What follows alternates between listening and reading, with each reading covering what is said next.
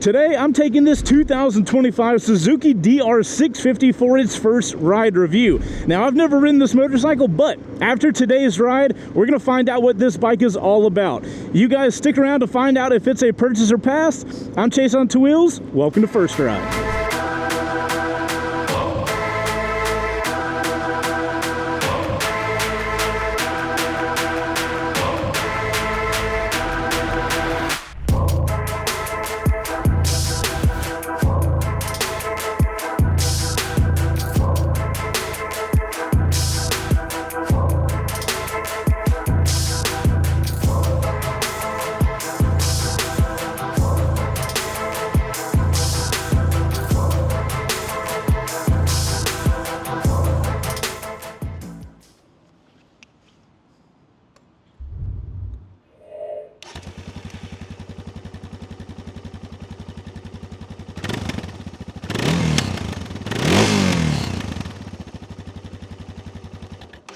Not too bad for a tractor, but you know what sounds better? Your music being pumped into your ears with your Cardo, and you can get a discount with the description link in the description down below. You're welcome. Thank you, Cardo.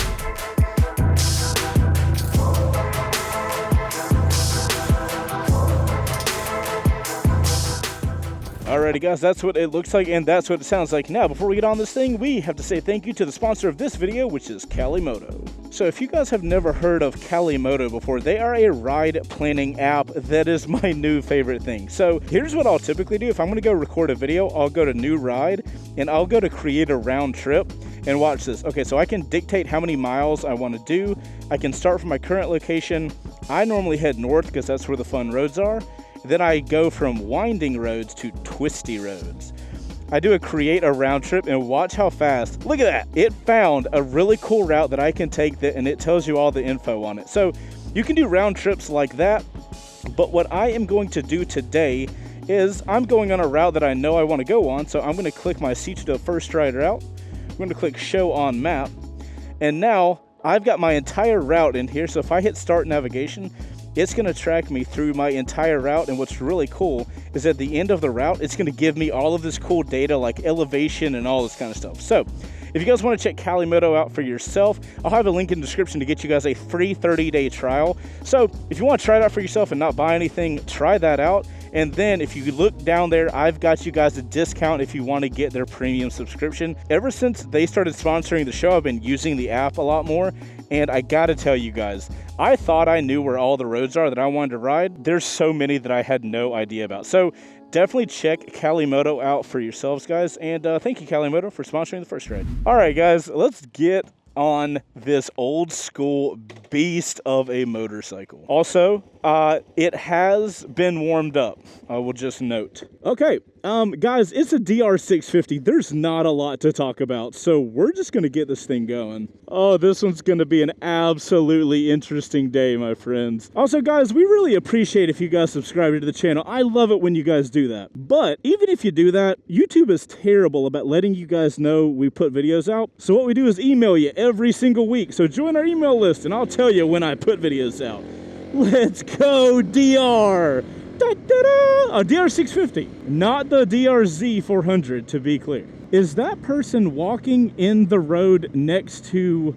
Somebody tell that man that there is a sidewalk that he can walk on. Oh my God, that's terrifying, dude. I would never be caught dead on the side of the road like that. These people cannot drive. Dude, these mirrors are massive. They're like billboard signs.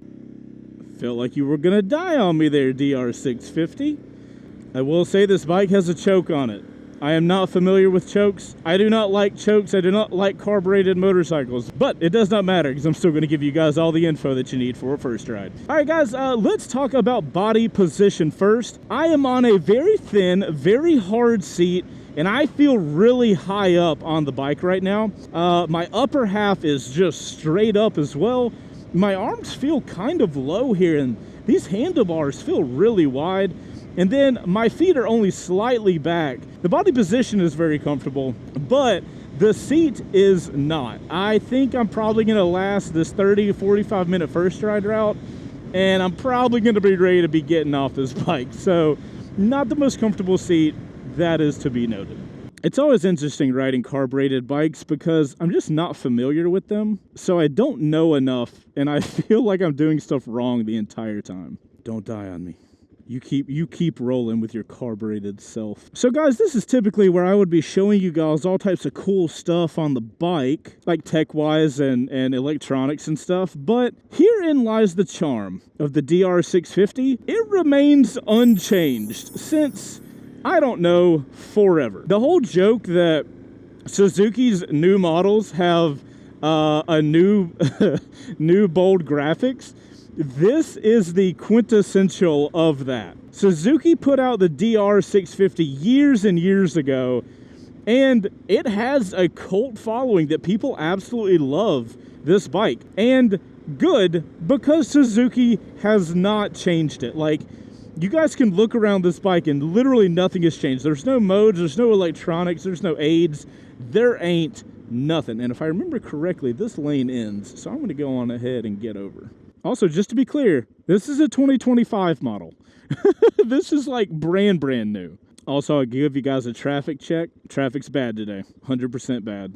We're gonna do zipper merges if you'll go, lady. Yeah. We're gonna let people go. It's gonna be a good time. I will continue this moto vlog after I get through this light. I don't trust that I'll make it through the light, but I'll continue it then. Oh? Oh, dang it. I told you guys. Told you I wasn't making it through it. A few moments later. All right, finally we can go, as long as nobody's going to kill us. All right, so guys, let's hit on some stats real quick. Powering this beast into the future is Suzuki's 644cc carbureted single engine.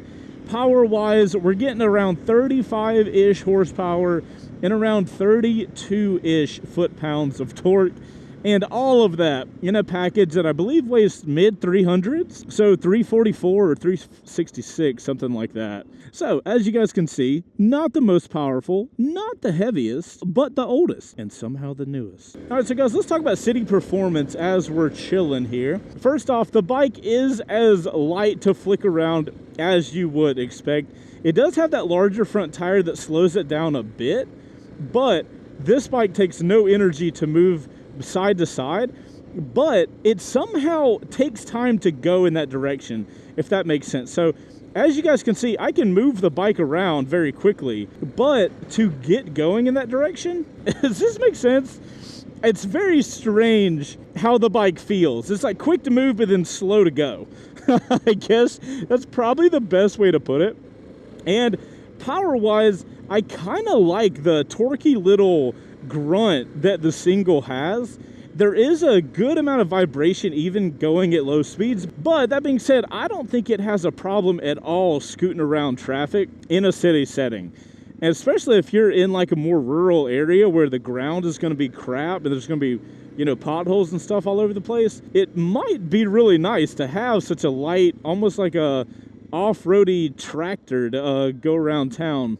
I guess downtown Atlanta is the same way. That asphalt is destroyed. It is a bit taller of a motorcycle. I forgot to do my 5'10", 32-inch inseam thing. But guys, look, I barely have any bent legs on this thing. My legs are basically straight to get my feet on the ground. I am able to flat-foot it at 5'10" and 32-inch inseam, but I can only just flat-foot it. So keep that in mind if you are a shorter rider. It is not going to be the easiest motorcycle to flat foot. All right, let's tuck in behind the truck and go play in traffic. This is one of those interesting areas where having a little supermoto-y dual sport like this around low-speed traffic is kind of fun. It's almost like a little game you get to play. No, another yellow? Nobody likes these. Who didn't tell you guys that we don't like the yellow lights? Dude, the 40 to 80 on this bike is going to be fascinating. All right, we're going to have a clear path ahead, so we're going to get to see how it does getting on it. It'll be our pre-getting on it, since we do that on the 40 to 80 pole section as well. All right, fam. Here we go. Let's see what she's got to scoot around traffic. All right, waiting. Don't trust people, and go. Ha ha ha! She's got plenty. All right, I'm going to get a ticket. Gotta chill. You know, when you get up to higher speeds, you lose so much more of the maneuverability of this motorcycle. I'm kind of worried for the highway because this thing's reminding me of my old WR250, and that thing was the ultimate sketchiest thing I've ever rode on the highway. So this one's going to be fascinating. You know what I am enjoying right now, being in the city and riding this around, is I feel like I'm so high up on the bike, I can see over cars and stuff like that. And with my back being so upright, I feel like I've got a really good presence about what cars are around me. It's a mixture of my body position and being able to easily move my head left and right, but also with these giant mirrors, I can just, I don't know, I feel like I've got a good understanding of all the bullcrap going on around me, and I can keep an eye on everything. That goes a pretty long way to make me feel safe when I'm around traffic. You got to keep an eye, you got to keep your third eye on all these people around you, so this bike is definitely helping me in doing that. Oh God, the traffic's starting all the way back here? Oh no. Guys, we might have one of those very interesting 40 to 80 pulls today. I'm going to do my best for you guys because I know everybody cares, but we're going to have to see how this is. God, at low speeds, that front wheel takes literally no effort at all to move. All right, we got the green. Are we going to make the green? Are we going to make the green? I feel like I'm trying to skip past the line. I'm trying to skip the lunch line over here. I'm trying to make that green. Are you kidding me? Another one? Dude, today is unlucky day. All right, guys, here's my plan. When it turns green in 15 minutes, I'm going to try to jump the line, get ahead of everybody, and then when I get to the highway entrance, I'm going to slow way down to 40. That's our plan. We'll see if it works out. No cops behind me, right? Cops don't like it when you accelerate onto the highway very quickly, from what I'm told. Guys, I'm going to go ahead and tell you, the 40 to 80 pull is brought to you by my buddies over at Law Tigers. They're the motorcycle lawyer team that you need to call if anything happens to you on the road, on your motorcycle. Hopefully nothing happens to you, but if it does, trust me, Law Tigers is awesome. I've unfortunately had to use them, but they have been great. All right, get ready, guys. It's going to happen quick. Hands are ready. Knees weak, arms are heavy. Come on, let's do it. I've already done the Law Tigers thing. I'm ready to go. Yep, it's happening. Go! Oh, they jumped too. Oh, no. Oh, no, in a truck. Ah, it's complicated. All right, I'm at 40. I'm going to block them up. All right, guys. 40 to 80 pull on a 2025 DR650. On your mark. Get set. Go. That's all she's got. Come on, baby. Let's go. Keep chugging. Keep chugging. Keep chugging. And time. That's, oh, my God. That is also wiggly. Ah, it's just like my WR250. It's terrifying.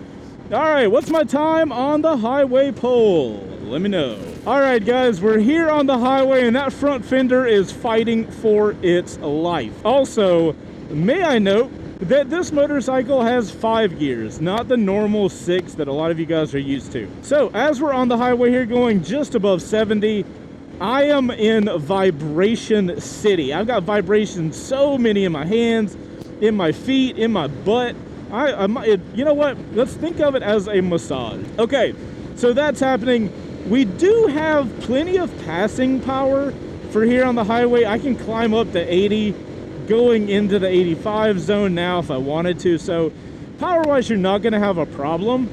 But one of the things I'm really not liking now is the stability on the highway is not great.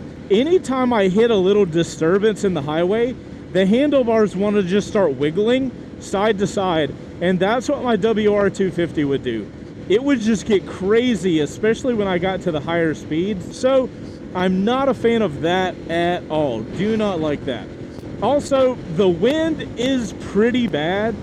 Obviously, there's not a ton of wind resistance on this bike, and my body is upright, so all the wind is just pressing me back. So I'm having to use my abs a lot that I don't have a lot of, trying to hold me forward. So staying on the highway for an extended period of time would get pretty tiring. I will say the throttle's really light, so it's not taking me a lot with that. And the suspension's really soft, so it's comfortable. It's just, it gets a little sketchy when you hit the little holes and stuff and the handlebars start wiggling. Not a big fan of that. So would I get it to tour on? Absolutely not.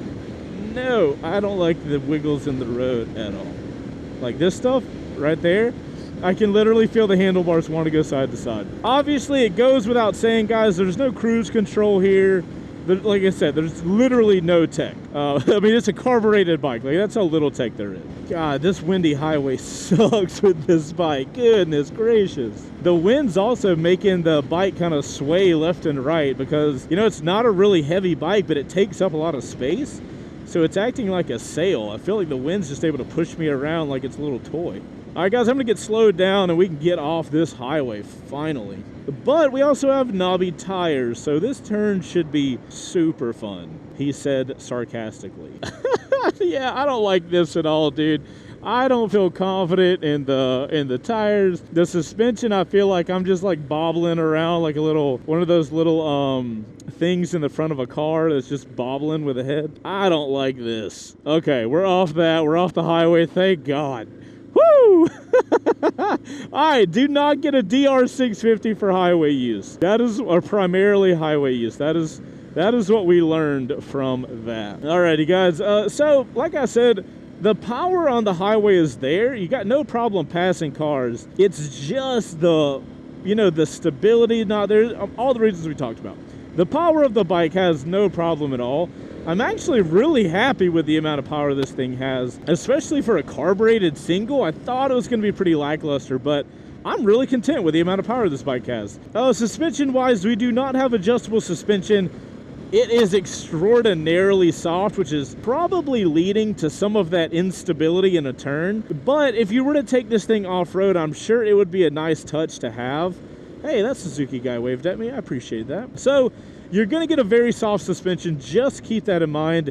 And as you guys can see up front, you are not going to have any adjustability there. So, stuff to keep in mind. As far as the transmission goes, transmission is, without fault. It has got a good click going into the gears. I really like the amount of feel that I get in the transmission, and I feel like the gear ratio, kind of the height or shortness of the gear, fits the power really well. I don't have any spots where I'm like, man, I wish it had more power or less power. I wish the gears were shorter. It kind of fits the bike really well, which I appreciate. It's so weird the way you got to steer this bike, dude. Like, you want it to do something, you go ahead and start the move, and then it goes. That's so weird.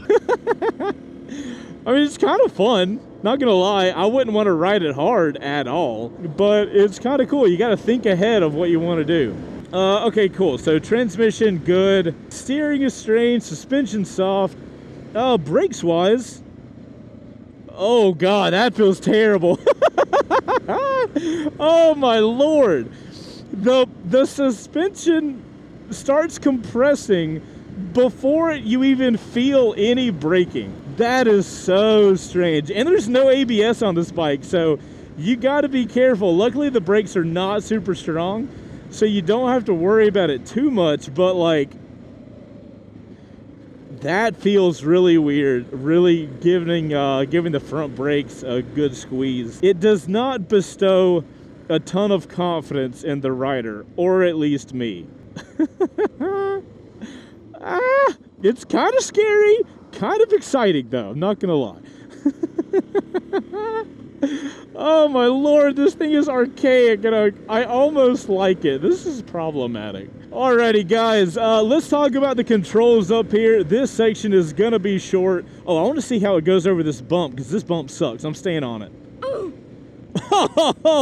That was so comfortable. That might have been the most comfortable bike I've ever felt over that bump. That was impressive. This thing soaks it all up. All right, guys, sorry, got a little distracted there. Let's talk about the controls up here. There's not a lot of them. We'll get through it quick. So we have our blacked out levers here.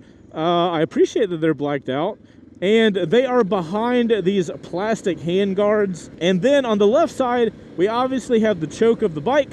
We have the brights, the yellow horn, and the blinkers. Here on the right side, we have the kill switch and the starter, and that's all she wrote, fam. Here in the middle, we have the oldest school dash. Check this out once I get straight here. Okay, as far as options on your dash, obviously you have an odometer that lets you know how many miles the bike has on it, and then it's going to tell you how fast you're going. We love those features. But what it also has is a trip meter. Check this out. If you want to reset the trip, hold on. Let me get my fingers in there with my quad lock. You rotate it forward until you get to 0, 0, 0. Then it just starts over. It's fully manual and it's just rotating with the bike. How hilarious is that? Then you get a parking lock, which is nice. And then you get these fancy lights over here that shows you if you're in neutral. If your blinker is on, you get one indicator light. And then an indicator light that lets you know if your brights are on. So many features on this 2025 model. Guys, I'm obviously being sarcastic. It's a joke, but here's the thing. Suzuki built this whenever they originally built it. They found out that it does everything kind of okay and that people enjoy it, and they literally have not changed it. It might have gotten a color change here and there. It might have gotten slight changes, but I don't know of a single other motorcycle that Suzuki has not changed and kept like it is for this long. You know, Suzuki's already got that thing, like I was saying. They'll come out with a quote-unquote new model, like a new model year, and their whole line is bold new graphics sometimes. They're the majority of the time. With the DR650, it's basically every time. So part of me is like, Bro, y'all gotta do some stuff to change this bike up. You gotta let's constantly make these bikes better. but part of me finds it charming that Suzuki can continue to literally make no changes to their motorcycle, keep putting a brand new year model out. They charge $71.99 for this motorcycle. And people are buying it, so obviously people appreciate it. So there's a market for everything is what I'm learning here. And guys, I know you've been looking at the cool camera car footage. Shout out to all the sponsors of the show. If you guys support those companies, that supports us to keep bringing you guys the best motorcycle reviews on YouTube. And despite that, we're still going to pull off up here and I'm going to do a little walk around. We're going to go back in time in this little history lesson that we're going to have doing the walk around of the DR650. Bike's got some punch, especially at low speeds.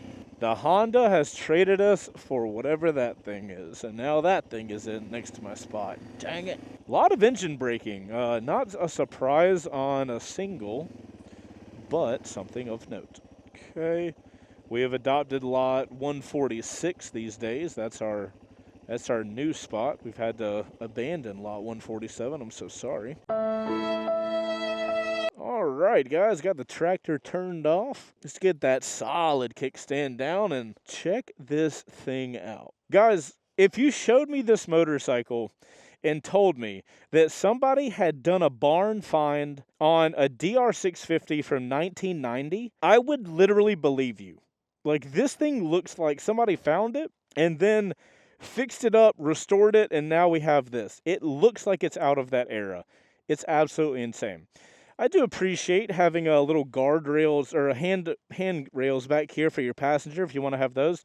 The bike's got plenty of power to have two up if you wanted to. And also, check this out. I noticed this. That is the adjuster for the rear tire. So how cool is it that you could loosen this up and you can just rotate it? That's so much better than what a lot of bikes have, where they have this little double needles that are bolts that you have to loosen up. I hate doing those. I love this idea. I wish more bikes did that. As you guys can see, we've kind of got these dual sport tires on here, and we have spoked wheels. So definitely something that's kind of skewing towards off-road. If you wanted to, you know what? Here it is for you guys. But yeah, not my vibe, but obviously a lot of people like this thing. All right, so guys, I'm going to grab my phone to do some content for the peeps over on Instagram and TikTok. If you guys aren't following us, we're at Chaseontwowheels on TikTok, and we're at C2Pics on Instagram. I'm going to fill some stuff for them real quick. I'll be right back. All right, and that's the vertical content done. So Calimoto app is back up. Boom, on the quad lock. All right, guys, let's do a steering stem lock test, and let's see if it's a purchase or pass. Such a big tail. One of the cool things is there's no room under the seat, I guess, so Suzuki gave you a little toolbox on the side. That's kind of cool. I do appreciate that. All righty. All right, guys, steering stem lock. That's not bad. Let's go DR650. Ah! Dude, that's not bad. Top 12%. You guys know I make these numbers up, but it ain't bad at all. All right. let's wrap it up and not slide on all these dang leaves. My goodness. Bike's got some pickup. Alrighty, let's wait for the green. There it is. Guys, you sat through the whole video. Nice job. Let's talk if the 2025 Suzuki DR650 is a purchase or a pass. I mean, we all know, right? We all know. This thing is a pass. And look, I get that this bike is an eclectic bike for a very specific person. This thing is in that tractor sector of motorcycles, similar to the KLR. They are not here to be performance motorcycles. They are here to get the job done and keep running. That is what these bikes, or these style of bikes, are great at. So naturally, with me being the style rider that I am, that, you know, I value the performance aspect, and I'm not looking for a motorcycle to, you know, to get me through a crazy adventure with little to no issues. I'm looking for something that's fun and engaging and powerful and enjoyable.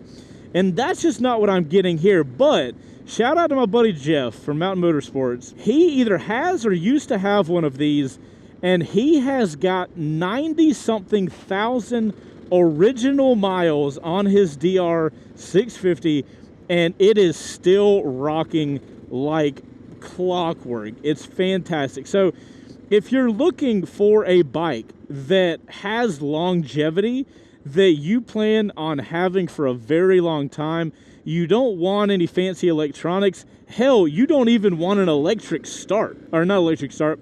Hell, you don't even want a non-carbureted motorcycle. This is, I'm sure it would be a fantastic bike for you. This bike is just in no way what I'm looking for a motorcycle. And because of that, it is nowhere near a purchase for me. But like I like to tell you guys on all my first rides where I say it's a pass, I always try to tell you guys it's a pass for me. That does not mean it's going to be a pass for you. So if you like the old school bikes with not a lot of tech, then you guys might absolutely love this. And it is cool that you can get a motorcycle like this in 2025. There's not a lot of bikes like this that, you know, are as old school as the DR650 that are brand new. Is the Cybertruck just following? Like, what is happening in front of me? So yeah, guys, I guess the ideal person for the DR650 is somebody that really wants an old school feel on a motorcycle, but they want to buy a brand new one that has no miles. That seems like the person that needs to get the DR650 here. So guys, huge shout out at the end of the video here to Mountain Motorsports. That's the dealership we started at. We're going to have a bike provided by link in the description down below. If it wasn't for Mountain letting us loan the bike, we would not be able to make these videos for you guys. So if you guys are looking for a motorcycle in the North Georgia area, make sure to check Mountain out. We'll have a link for them, like I said, in the description down below. And thank you guys for getting to the end of the video. Let me know if you are getting an apocalypse style farmer bike.